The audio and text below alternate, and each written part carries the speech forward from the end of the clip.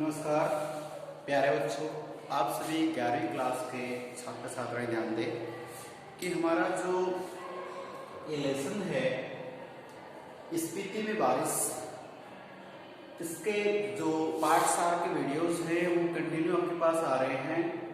इसका रीजन यही है कि ये जो लेसन है कई बच्चों ने बताया फेस टू फेस भी आके कि बाकी जो पार्ट हैं उनका पार्ट 4 उसके 2 या 3 वीडियो में पूरा हो गया है, क्योंकि उनकी कहानी का केंद्रीय भाव टीचर की समझ में आ जाता है और आप पढ़ते आपकी समझ में आ जाता है। इस पार्ट में क्या है कि ज्योग्राफिकल लेसन हमारा कि जो स्पीति नाम की जगह हिमाचल प्रदेश में है वहाँ की जनसंख्या कैसी है, मतलब कैसा उनका दिनचर्या है, वहाँ की जनसंख्या के लिए क्षेत्रफल कितना है, अक्षांश देशांतर कितना है, तो वहाँ का भूगोल है, उस भूगोल का प्राकृतिक वर्णन हमें देखना है, भौगोलिक दृष्टि का ज्ञान प्राप्त करना है, तो उसमें हर पल बदलती कुछ जानकारी है। तो बाकी लेसन में से क्या होता था कि पूरी कहानी के केंद्रीय भाव होता है, इस पार्ट में ऐसा ऐसा होने की संभावना ऐसा है और हमें ऐसा करना है। लेकिन इस पार्ट में क्या प्यारे बच्चों की ज्योग्राफी होता है ना कि हर पॉइंट के बाद क्वेश्चन मिलते हैं, उसी प्रकार से ये जो पार्ट है थोड़ा सा अलग है। इसीलिए आपको इस पार्ट के बहुत अधिक वीडियो देखने पड़ रहे हैं, सुनने पड़ रहे हैं, और ये अच्छा आपके लिए कि हर जो पेज आप पलट रहे हैं प्रत्येक पेज का निष्कर्ष मैं आपके सामने लेके आ रहा हूँ। ठीक है, ऐसा नहीं कि मैंने फर्स्ट वाला लाइव परिचय दिया फिर आपको पूरी पार्ट की कहानी सार समझ, नहीं, प्रत्येक पार्ट जो एक पेज है उस पेज में से कौन कौन सी मुख्य बातें आपको यहाँ लिखता हूँ और कुछ बात अगर छूट जाती तो पूरा इस पार्ट के माध्यम से आपको समझाने का प्रयास करता हूँ। तो आपका ये दायित्व बनता है, ये फर्ज बनता है कि स्पीति में बारिश जो आपको लगता है कि डिफिकल्ट लेसन है, इस लेसन को इजी बनाने के लिए आप प्रत्येक दिन के वीडियो को ठीक से पहले 2 बार देखें। जब भी वक्त मिले, मैं फोर्स नहीं कर रहा, जब भी वक्त मिले आराम से देखें। उसके बाद इसमें आप उस बुक को पढ़ें कि सर ने जो बताया है क्या वो बात बुक में है या नहीं है, और उस बात के बाद उस पाठ को समझें और लास्ट में क्वेश्चन आप सबको इनमें मिल जाएंगे। ठीक है, तो अपन चलते हैं पाठ 4 में। तो हम पढ़ रहे हैं स्पीति में बारिश, करसननाथ इसके लेखक हैं जो हम शुरू कर चुके हैं। पार्ट 7 4 पॉइंट का मैं इसमें बता रहा हूँ आपको मैं। तो स्पीति का जो मैंने आपको लास्ट वीडियो में बताया था बेटा, इसमें मुझे अक्षांश देशांतर मैंने आपको दिया था, राजस्थान के लिए बताया था, भारत का पूछा था। अब तक रिस्पॉन्स नहीं आ रहा आपका, तो खैर मैं आपको बता दूंगा जो भी आपका रिस्पॉन्स है। अब देखिए इसमें कि स्पीति की जो जनसंख्या है वो लास्ट वीडियो में आपने देखी है कितनी है, वो है 4 व्यक्ति प्रति वर्ग, कितना 4 व्यक्ति प्रति वर्ग किलोमीटर है। अचंभे की बात है कि जहाँ पे 4 व्यक्ति 1 वर्ग किलोमीटर में रहते हैं, तो अब देखिए कि वहाँ 4 व्यक्ति रहते हैं। और भारत की बात कर रहे हैं, भारत में एक बहुत अच्छा महानगर है दिल्ली। दिल्ली महानगर में 11,000 व्यक्ति, 11 तो मैंने राउंड फिगर आंकड़ा बताया है, जबकि 11,000 से कुछ व्यक्ति 11,500 तक हो गई संख्या, तो 11,000 तो मान के चलिए 11,000 व्यक्ति 1 वर्ग किलोमीटर में रहते हैं। तो आप जानते हैं कि किसी निश्चित वर्ग किलोमीटर में रहने वाले व्यक्तियों की संख्या को वर्ग किलोमीटर कहते हैं, या कहूँ कि घनत्व कहते हैं, सॉरी। तो स्पीति जो जगह है हिमाचल प्रदेश की बात कर रहे हैं, वहाँ पे लाहौल जिला है, उस जिले की स्पीति तहसील है, वहाँ पे पहाड़ियों का इलाका है, चारों तरफ दर्रे हैं, नदी घाटियां हैं, पहाड़ के बीच की तलहटी में एक बसा हुआ जगह है, इसका नाम स्पीति है। और वहाँ पे मोदी करसनाती यात्रा के लिए गए हैं, देखा, ढूंढा, जाना पड़ता, उसके बाद आपको बता रहे हैं कि स्पीति की जनसंख्या कितनी है, 4 व्यक्ति 1 वर्ग किलोमीटर में रहते हैं। इसका मतलब जनसंख्या बहुत कम है। कम है तो फिर सोचने की बात यह है कि वो इतनी कम जनसंख्या क्यों है, क्या वहाँ पे लोग कम रहते हैं, और रहते हैं तो क्यों रहते हैं, तो कई प्रकार के कारण आते हैं कि क्या वहाँ कोई संसाधन नहीं है, हो सकते ना हो, फिर 4 व्यक्ति क्यों रहते हैं, संसाधन है, अगर वो 4 रह रहे हैं इसको कि भाई काम से रोटी खाना है, सोना है, जो चीजें आवश्यकता होती है वो तो उनको मिल रही है, उनको मिल रही है, बाकी लोग क्यों नहीं रहते, या फिर वो जो रहते हैं वो वहां से अन्यत्र क्यों नहीं चले जाते। तो देखिए क्या है, ये विभिन्न प्रकार के प्रश्न हैं, और इन प्रश्नों का उत्तर हम किससे जानेंगे, आप तो मुझसे जानोगे, लेकिन मैं आपको पूछूं कि ये बात करें हम करसननाथ से जानेंगे, लेखक से जानेंगे कि आपने जो लिखा है, तो आप ये बताओ कि आप 4 व्यक्ति क्यों रहते हैं, ज्यादा क्यों नहीं रहते, या फिर व्यक्तियों को अगर वहां पे साधन संपन्नता है तो बाकी क्यों नहीं रहते, अगर इनको साधन संपन्नता नहीं है तो अन्यत्र क्यों नहीं जाते। इस प्रकार के विभिन्न प्रकार के प्रश्न आते हैं, उत्तर क्या देखते हैं। तो देखिए लोग वहां क्यों रहते हैं, सही बात है, क्यों रहते, इतनी ठंड रहती है, कैसे रहते हैं लोग, ठीक है, लकड़ी या अन्य जो संसाधन है वो भी वहां पे नहीं है, वृत्ति मतलब रोजगार के साधन भी नहीं है वहाँ पे, कमाई का जरिए कोई कंपनी, फैक्ट्री, कोई उद्योग नहीं, कुछ नहीं है। और बरसात तो होती होगी लेकिन खेती हो नहीं पा रही, पथरीला जमीन है, फिर वहां जनसंख्या क्यों पड़ी है, क्यों रह रहे हैं लोग, ये एक प्रश्न हमारे सामने निकल के आता है।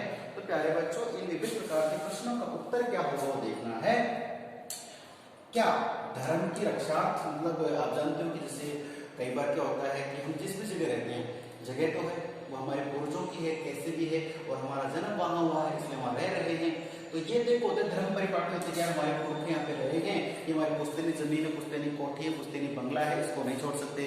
कुछ लोग तो ऐसे भी होते हैं कि अपने जो पूर्वजों की वाहन होते, गाड़ी, मोटरसाइकिल, कुछ लोग उनको तक नहीं बेचते। ये एक भावना होती है, भावना धर्म से संबंधित है कि क्या धर्म की रक्षा करने के लिए रह रहे हैं, हो सकता है रह सकते हैं, लेकिन अब तक उत्तर नहीं आया है। क्या है आगे, जन्मभूमि, जन्मभूमि की बात करते हैं यहाँ पे, मैं आपको एक बना हुआ है जन्मभूमि की महत्व की कारण। कई बार क्या होता है कि जिस जन्मभूमि में, जिस घर में, जिस जगह हमारा जन्म होता है, वो घर, वो देश, वो राज्य हमें बहुत प्यारा होता है। चाहे हम जैसे इंडियंस होते हैं, वो बाहर अन्य कंट्री में जाके बिजनेस कर रहे हैं, स्टडी कर रहे हैं, अपना नाम कमा रहे हैं, आफ्टर दैट वो वापस इंडिया आना चाहते हैं। तो इंडिया क्यों, कि जन्मभूमि का प्यार होता है, प्रेम होता है। खैर छोड़िए, जन्मभूमि के महत्व कारण तो रह सकते हैं, ओके ठीक है, या फिर कोई मजबूरी हो सकती है। इंसान कई बार कुछ कार्य हालात के साथ समझौता कर लेता है, और हालात के साथ समझौता करने तो उसे करना मजबूरी है, ठीक है ना। आप जैसे किसी मुसीबत में जीवन जी रहे हो, कुछ बच्चे ऐसे होते हैं जो उनको सब कुछ अवेलेबल है, और लगभग मैं इतने बच्चों को जानता हूँ, सारे बच्चे बहुत सब भगवान ने सब कुछ दे रखा है। कुछ ऐसे होते हैं, उनको लगता है कि यार मैं इस काम को मजबूरी में कर रहा हूँ, और तो ध्यान रखें, ये तो खैर अलग लेसन में आपको इतना बता दूं कि आप कोई कार्य मजबूरी में कर रहे हैं तो वो कार्य गलत है।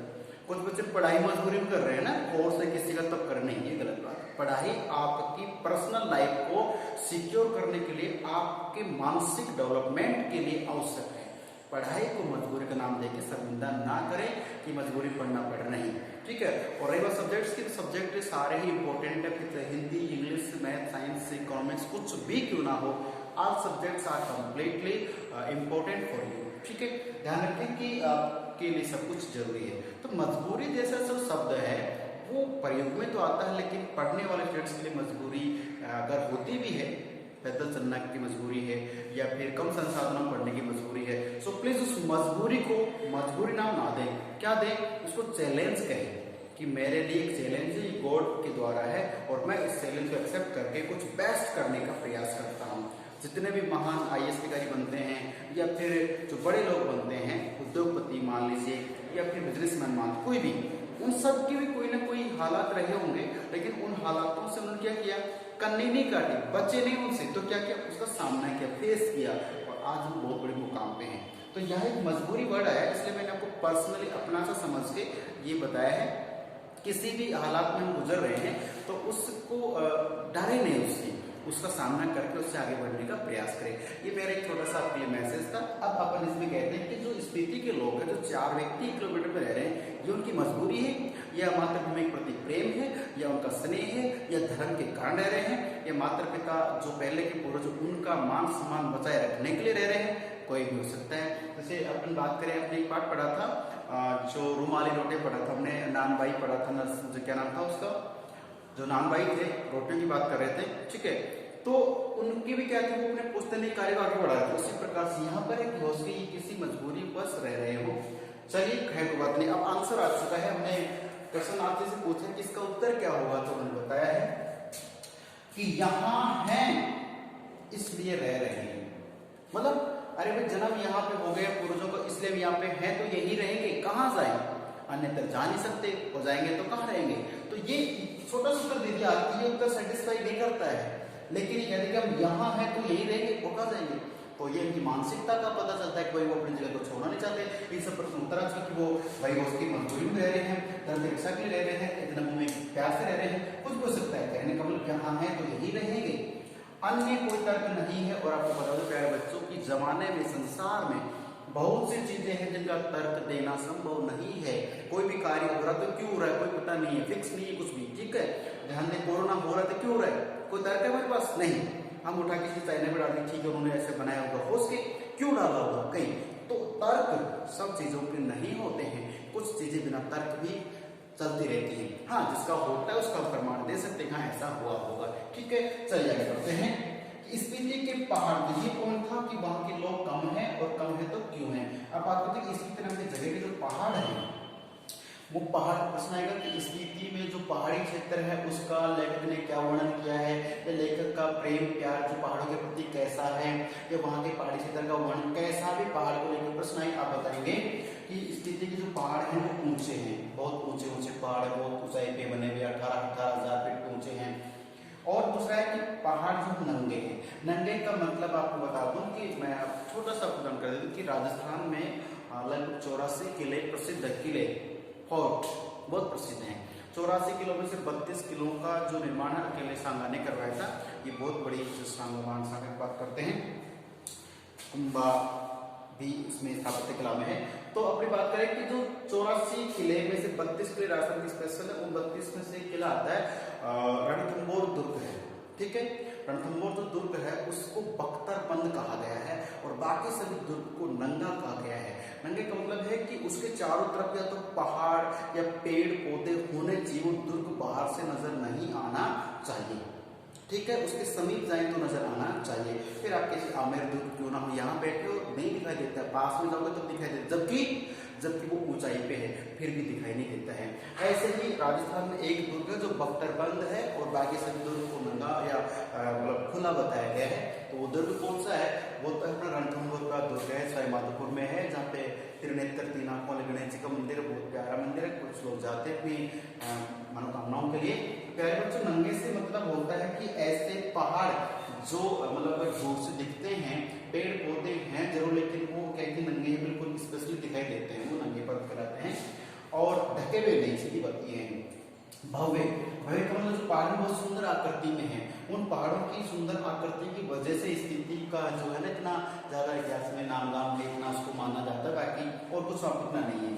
पर्वतों के शीर्ष पर नर नारियों का आर्तनाद, अर्थात जो पर्वत है उनके शीर्ष पे, उनके सिर पे, हिमालय पर बात करें, कैलाश पर्वत की बात करें तो जैसे वहाँ पे शिव जी का वास होता है। इसी प्रकार से जो पर्वत है कहाँ के, ये स्पीति के, तो वहां पे किसका अधिकार है, कौन लोग रहते हैं वहां पे, नर नारियों का अर्थनाद है, जमाए इकट्ठे हैं।